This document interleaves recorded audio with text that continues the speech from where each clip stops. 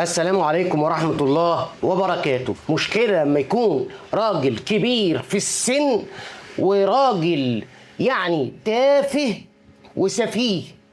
بفضل الله أولا ثم بفضل دعم إخواني الكرام أنا قربت إن أنا أوصل للحلقة 1000 في الدفاع عن دين الإسلام الحنيف. أسأل الله العظيم رب العرش العظيم أن يتقبل مني ويتقبل منكم ويدخلنا جنته مع النبي محمد صلى الله عليه وسلم.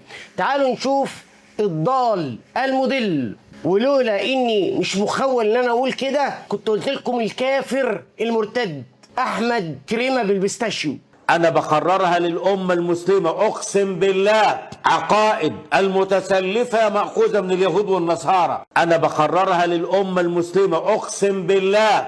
عقائد المتسلفة مأخوذة من اليهود والنصارى. أول حاجة بيقول لك أقسم بالله أن السلفية عقائدهم متاخدة من اليهود والنصارى. أقسم بالله، أنا بقول أقسم بالله. أنت راجل شايب وعايب وتافه وسفيه وكذاب. أقسم بالله أنت كذاب. أنت بتقول السلفية عقائدهم من اليهود والنصارى؟ طيب مش أنت قبل كده قلت إن اليهود والنصارى مش كفار وهيخشوا الجنة؟ اخوتنا اهل الكتاب ليسوا بكفار طبعا. انا بكررها، اخوتنا اهل الكتاب من اليهود الموادعين والمسيحيين بمختلف طوائفهم وكنائسهم ليسوا بكفار. وانا اقول وبدون مجاملة، الجندي المصري انا لا يعنيني ديانته، الجندي المصري سواء كانت عقيدة اسلام او مسيحي طالما يبذل المجهود للزود عن الأرض والعرض إذا استشهد فهو في سبيل الله، ومن كان في سبيل الله الله الذي وعد بأنه يدخله الجنة. أهل الكتاب ليسوا بكفار. ومن قال إن جنة المسلمين فقط أونلي؟ احنا لسنا عنصريين. وأنا بقول أهو يعني حسبة بسيطة، العالم مثلا فيه 7 مليار مثلا، هل ال7 مليار ونص دول كومبارس واحنا بس اللي هنخش الجنة وال6 مليار دول هيروحوا جهنم؟ فين العدل الالهي هنا؟ يا عم واحنا راضيين، يا عم راضيين ان احنا نخش الجنه تحت اي مسمى، تمام؟ ولا هترجع في كلامك؟ هترجع في كلامك. يعني الفن مش حرام؟ يعني الفن مش حرام؟ قال عليه الصلاة والسلام حسنه حسن وقبيحه قبيح. الحديث قال عليه الصلاة والسلام ساعة وساعة ساعة وساعة، إن القلوب إذا كلت عميت. فالغناء والموسيقى يعني ابن حزم قال ايه؟ كل ما ورد من اخبار في تحريم المعازف لا اصل لها. احمد كريكه تقريبا هيحلل كل حاجه، الربا بتاع البنوك والغناء والفن و على قول اخ برضو كان بيرد عليه بيقول لك انا خفت المذيع يقول له طب والزنا، يقول لك ان كان تراضي بين الاثنين ولا ويحللوا كمان. يعني عشان ما اطولش انا هنقل لكم اجماع واحد فقط على تحريم الغناء والموسيقى، وهقول الكلام ده بالكامل في حلقة رد على علي جمعة. يعني الفن مش حرام؟ قال عليه الصلاة والسلام حسنه حسن وقبيحه قبيح. الحديث قال عليه الصلاة والسلام ساعة وساعة ساعة وساعة. قال عليه الصلاة والسلام حسنه حسن وقبيحه قبيح. يا كذاب يا شايب يا عايب، هل الحديث ده في الموسيقى والغناء؟ لا، الحديث ده في الشعر، والشعر عبارة عن كلام. فانت لو هتقول قصيدة محترمة ما فيهاش مشكلة، هتقول قصيدة فيها إساءات أو قلة أدب هتبقى حرام. فحسنه حسن وقبيحه قبيح، الشعر مش الموسيقى والغناء والفن يا سفيه. ده حديث عن الشعر يا جماعة، النبي قال حسنه حسن وقبيحه قبيح، مش الأغاني ولا الموسيقى يا كذاب يا سفيه. الحديث قال عليه الصلاة والسلام ساعة وساعة ساعة وساعة. ما كفهوش يكذب على النبي مرة، كذب تاني بيقول إن النبي قال للصحابة ساعة وساعة، هو فهم ساعة وساعة إن ساعة عبادة وطاعة والساعة التانية شقلطة وارتكاب الموبقات. مع انك لو رحت للحديث هتلاقي الكلام غير كده خالص. كان بعض الصحابة راحوا للنبي محمد صلى الله عليه وسلم قالوا نافقنا يا رسول الله، احنا بقينا منافقين. فالنبي قال لهم ولماذا؟ قالوا احنا بنقعد معاك في المسجد يبقى بقى ايمان وتقوى وورع وكده، نروح بيوتنا يعني نتعامل مع الحريم والنساء والحاجات دي كلها نغير يعني. فالنبي قال لهم ساعة وساعة، يعني ساعة طاعة وعبادة، والساعة التانية تشوف أهل بيتك، مش أغاني وفن يا أحمد يا كريكة. وده الحديث التاني بتاع ساعة وساعة. فقال ما لك يا حنظلة؟ قال نافق حنظلة يا أبا بكر، نكون عند رسول الله يذكرنا بالنار والجنة كأنها رؤيا عين، فإذا رجعنا إلى الأزواج والضيعة نسينا كثيرا. قال فوالله إن لكذلك، انطلق بنا إلى رسول الله صلى الله عليه وسلم. فذهبوا إلى الرسول، فالنبي قال يا حنظلة، ولكن يا حنظلة ساعة وساعة، ساعة وساعة. يعني سيدنا أبو بكر ماشي لقى سيدنا حنظلة بيبكي، قال له في إيه؟ قال له أنا بقيت منافق، نافق حنظلة. قال له وده ليه؟ قال له نبقى قاعدين عن الرسول صلى الله عليه وسلم يكلمنا عن الجنة والنار أكنه قدام عينينا، فنبكي ونتأثر وكده، ونروح البيت نعيش بقى في الدنيا ويعني نعافس الزوجات والحاجات دي كلها. انطلق بنا إلى رسول الله. راحوا للرسول، فالرسول قال لهم لو استمريتوا على الحال اللي انتوا بتبقوا قاعدين عندي فيها دي، اللي هو بقى ايه التقوى والورع الكامل ده، لصفحتكم الملائكة في الطرقات. إنما ساعة وساعة، ساعة تقوى وورع وعبادة، وساعة تشوف مصالح بيتك والنساء والحاجات المفروضة عليك. مش ساعة حلال وساعة حرام، ومش ساعة تقوى وساعة شقلطة وأغاني بقى وزنا وككر. بتفتري على الصحابة يا جاهل، اقسم بالله انت اجهل من دبة وبس. يقول لك دكتور في الازهر، انا مش بتاع كومبوزيشن يا عم، روح اتنيل، انت لا بتاع فقه ولا بتاع كومبوزيشن اصلا. واستدل بكلام مين؟ ابن حزم. فالغناء والموسيقى يعني ابن حزم قال ايه؟ كل ما ورد من اخبار في تحريم المعازف لا اصل لها. انا بقول لك ده ابن حزم اللي قال وانا اللي قلت. هو فعلا يا جماعه ابن حزم قال ان كل الدلائل اللي بيستدلوا بيها الناس على تحريم الموسيقى لا تصح. طب ليه؟ ده في حديث في صحيح البخاري النبي بيتوقع لنا بيقول سيأتي على أمتي أقوام يستحلون، إذن هي حرام والناس هيستحلوها، الحر والحرير والخمر والمعازف يسمونها بغير أسمائها. الحر اللي هو الزنا، والحرير طبعا حرام على الرجالة حلال على النساء زي ما احنا عارفين، والخمر معروفة، والمعازف اللي هي الموسيقى. وفعلا يا جماعة سموها بغير أسمائها. مثلا الخمرة يقول لك جون ووكر ومشروبات روحية والحاجات دي كلها، وويسكي وكونياك وفوديكا والحاجات دي، ففعلا قالوا عليها غير اسمها. وكمان الموسيقى قالوا عليها غذاء الروح ونغمات ومخاطبة الوجدان والحاجات دي كلها. فصدقت يا رسول الله. ابن حزم بقى قال الحديث ده في مشكلة عند البخاري، الحديث ده لا يصح، مع ان البخاري جاب الحديث ده في مكان تاني ومفهوش العلة اللي بسببها ابن حزم قال ان الحديث لا يصح. ودي عادة البخاري يا جماعة، ممكن يقول حديث هنا مش موصول في انقطاع على اساس ان هو يقوله في مكان تاني موصول للنبي محمد صلى الله عليه وسلم وليس به اي علة. ثم ده في اجماع على حرمة الموسيقى والغناء، اجماع من العلماء. احنا بقى هناخد كلام ابن حزم ونسيب كل العلماء، واحنا ما نعرفش ان من تتبع رخص العلماء تزندق. يعني انت لو كل عالم هتجيله بقى ده قال الخمر حلال اشرب، ده قال الزنا حلال ازني، طب والباقي ماليش دعوه بقى، انا هاخد يعني خطأ كل واحد. من تتبع رخص العلماء تزندق. تخيل كده انت معاك سله وماشي عمال تلم حاجات ضربه، هتروح بايه؟ بحاجات معفنه وبنيله على دماغك. ادي كتاب المحلى لابن حزم، ليكونن من امتي قوم يستحلون الحر والحرير والخمر والمعازف وقال ابن حزم وهذا منقطع، لم يتصل ما بين البخاري وصدق ابن خالد، ولا يصح في هذا الباب شيء أبدا، وكل ما فيه فموضوع، ووالله لو أسند جميعه أو واحد منه فأكثر من طريق الثقات إلى رسول الله صلى الله عليه وسلم لأخذنا به، لما ترددنا وأخذنا به.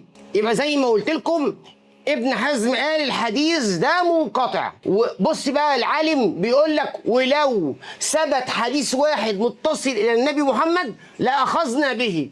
طيب يا ابن حزم، ما العلماء صححوا هذا الحديث؟ لان البخاري ذكروا في مكان اخر وفي اجماع على تحريم الموسيقى.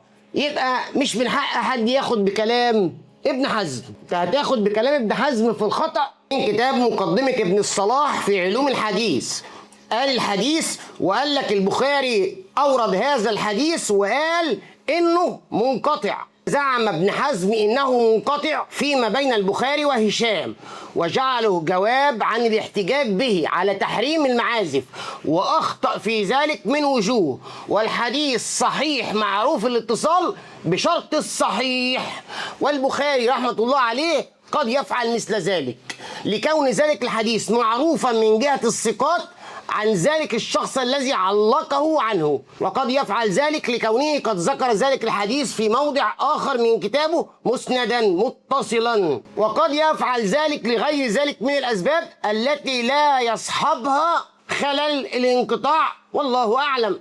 يعني ابن الصلاح بيقول لك البخاري أورد الحديث في المكان ده منقطع، لكن هو اصلا بيعمل كده. البخاري بيعمل ايه؟ بيورد الحديث منقطع على اساس ان معروف ان الثقات العلماء عارفين ان هو متصل، ويكتب الحديث في مكان تاني متصل الى النبي محمد صلى الله عليه وسلم. وابن الصلاح قال ان ابن حزم اخطأ في هذا، طبعا لان البخاري اورد الحديث في مكان تاني متصل مش منقطع يعني صحيح من كتاب رسائل ابن حزم الاندلسي تحقيق الدكتور احسان عباس. فالشخصان اللذان لم يرضاهما ابن حزم وثقهما غيره، فبأي القولين يؤخذ؟ وقد وردت عدة أحاديث تقرن الخسف والمسخ بظهور المعازف والقينات والإقبال على الشراب. انظر ذم الملاهي. يعني هنا بيقول لك ابن حزم قال على الحديث ده ضعيف. ليه؟ لأن في الحديث 2 ابن حزم مضعفهم. طيب ما في علماء تانية وثقوا الاتنين دول، قالوا دول ثقة وننقل عنهم مفيش مشكلة، وقال لك فيها أحاديث كتير بتقرن بالضم الخسف والمسخ اللي هو بقى عقاب من الله سبحانه بظهور المعازف والقينات والإقبال على شرب الخمر. معاوية بن صالح وهو ضعيف، وقال ابن حبان إنه من الثقات، وابن معين قال لك عنه ليس بمرضي ووثقه آخرون. وهذا الحديث يقدم لنا مشكلة واضحة. فالشخصان اللذان لم يرضاهما ابن حزم وثقهما غيره. النبي قارن ما بين الخسف والمسخ والحاجات دي بالمعازف اللي هو ايه؟ ليكون في أمتي قوم يستحلون، يعني هي حرام، الحر والحرير والخمر والمعازف. خلاصة حكم المحدث صح من طرق بأسانيد صحيحة لا مطعن فيها. بتفتري على الصحابة يا جاهل، اقسم بالله انت اجهل من دبة. وبس يقول لك دكتور في الازهر انا مش بتاع كومبوزيشن. يا عم روح اتنيل، انت لا بتاع فقه ولا بتاع كومبوزيشن اصلا. في تفسير الآية في ابن كثير ومن الناس من يشتري لهو الحديث ليضل عن سبيل الله. سئل ابن مسعود عن هذا الكلام قال الغناء. وابن عباس وجابر وعكرمة وسعيد بن جبير ومجاهد ومكحول وعمرو بن شعيب وعلي بن بزيمة. وقال الحسن البصري أنزلت هذه الآية في الغناء والمزامير. يعني ابن مسعود وابن عباس ترجمان القرآن وحبر الأمة الاتنين قالوا الآية دي له بتاع الحديث ده هو الغناء. مش هما وبس، ده سيدنا جابر بن عبد الله وسعيد ابن جبير ومجاهد ومكحول وعمرو بن شعيب وغيرهم. نفس الآية نزلت في، ده ابن عباس اللي بيتكلم، نزلت في الغناء وأشباهه، الأغاني واللي زيها. ده كتاب تحريم النرد والشطرنج والملاهي. إن الله عز وجل بعثني رحمة وهدى للعالمين وأمرني أن أمحق المعازف والخمور والأوثان التي كانت تعبد في الجاهلية، ووصف دول بالباطل وإن الحق يجب أن يزهقهما أو يبطلهما. قال لك ويبطل به اللعب والمعازف والمزهر والزفن والزمارات والقنارات والشعر والخمر. من كتاب نوادر الأصول في معرفة أخبار الرسول: فمن أوتي الرشد لم يتلذذ بذلك الصوت، ومن وجد قلبه خاليا عن ذلك سباه.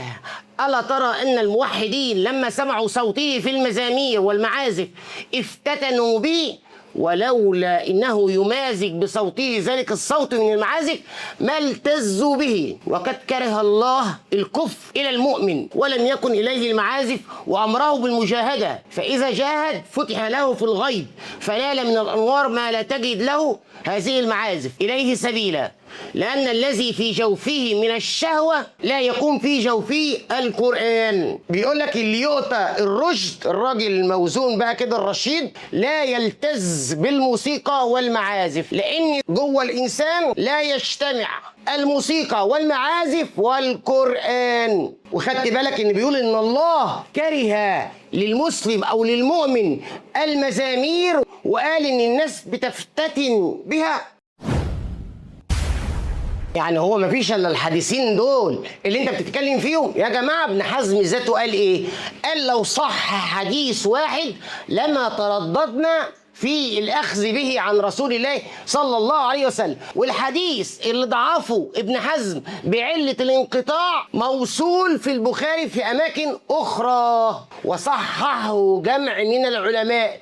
يبقى انت ما تقولش ابن حزم قال، طب ما تاخد بالقول الثاني بتاع ابن حزم ان قال لو صح لأخذنا به، لكن في أحاديث تانية. ده أولا حديث البخاري قال ليكونن من أمتي أقوام يستحلون الحر والحرير والخمر والمعازف. من المعجم الكبير للطبراني أن رسول الله صلى الله عليه وسلم قال سيكون في آخر الزمان خسف وقذف ومسخ. قيل ومتى ذلك يا رسول الله؟ قال إذا ظهرت المعازف والقينات واستحلت الخمر.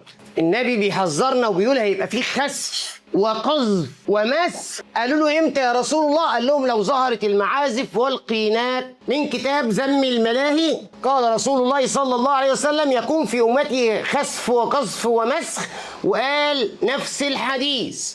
يعني هنا أورد هذا الحديث واستدل به على حرمة المعازف والموسيقى والغناء. من كتاب المصنف لابن أبي شيبة قال رسول الله صلى الله عليه وسلم إن في أمتي خسف ومسخ وقذف. قالوا متى يا رسول الله؟ قال إذا ظهرت المعازف والخمور ولبس الحرير. ومن كتاب الجامع الصغير من أحاديث البشير النذير للسيوطي سيكون في آخر الزمان خسف وقذف ومسخ إذا ظهرت المعازف والقينات واستحلت الخمر.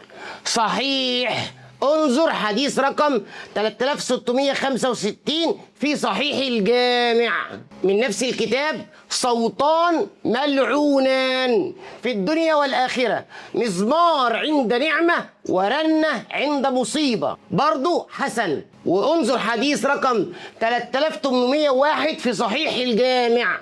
يعني لو استثنينا حديث البخاري ولا يجوز أن نستثنيه أصلا لأنه صحيح كما قال أهل العلم، في أحاديث أخرى مروية في كتب السنة. والضال المضل أحمد كريمة بيقول لك لا عادي، حلال حلال زلال. انا بقول لك ده ابن حزم اللي قال وانا اللي قلت. امال ايه حكايه الفن حرام؟ أقسم بالله أنت عار على الأزهر أصلا، عار على نفسك.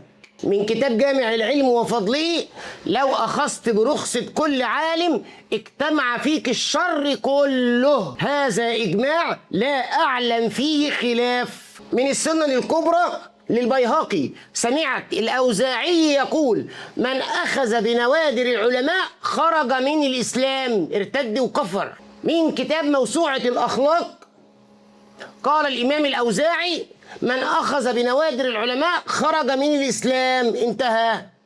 يعني زي ما قلنا، انت هتنقي من كل عالم الزلة بتاعته، يبقى انت لميت حاجات سيئة وقاذورات مخالفة لدين الإسلام، فانت خرجت من دين الإسلام. ومن تتبع رخص العلماء تزندق. طب يا عم تامر، انت كنت بتقول في إجماع على حرمة الموسيقى والمعازف وكده، ما جبتلناش حاجة عن الإجماع ده.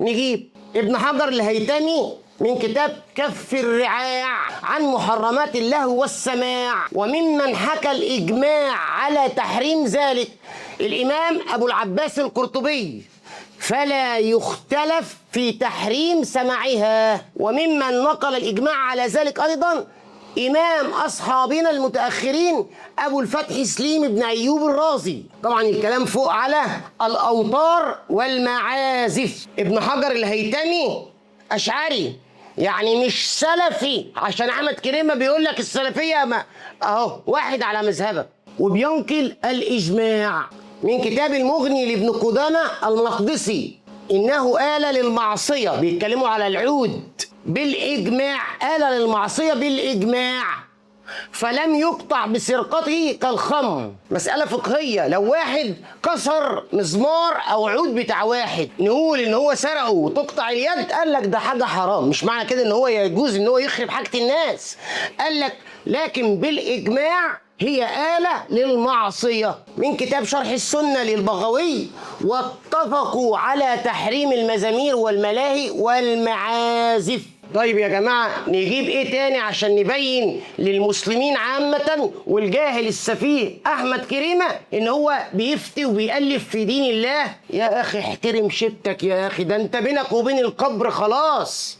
طبعا الأعمار بيد الله، انا ممكن اكون متقابلك يعني، لكن انا بقول لك اتق الله يا شيخ يا ازهري يا عالم يا كبير يا بتاع. انا مش بتاع كومبوزيشن، انت مش بتاع كومبوزيشن، انت بتاع كومبينيشن. يعني كده يا جماعه جبنا لكم من السنه وقول الرسول صلى الله عليه وسلم وتفسير الصحابه للقران الكريم واجماع العلماء واتفاقهم على حرمه المعازف. قال عليه الصلاة والسلام: حسنه حسن وقبيحه قبيح. الحديث الشعر يا جاهل، مش الاغاني والفن. ابن حزم اللي قال وانا اللي اقول. بيقول لك هو انا اللي قلت؟ ده ابن حزم اللي قال. ما هو ابن حزم اللي قال لك لو صح حديث واحد عن الرسول ما ترددنا في الاخذ به، والحديث اللي ضعفه ابن حزم صححه غيره من العلماء، بل اورده البخاري في مكان اخر موصولا صحيحا. يبقى انت لو بتقول ابن حزم اللي قال، ما هو اللي قال برضه نفس الكلام.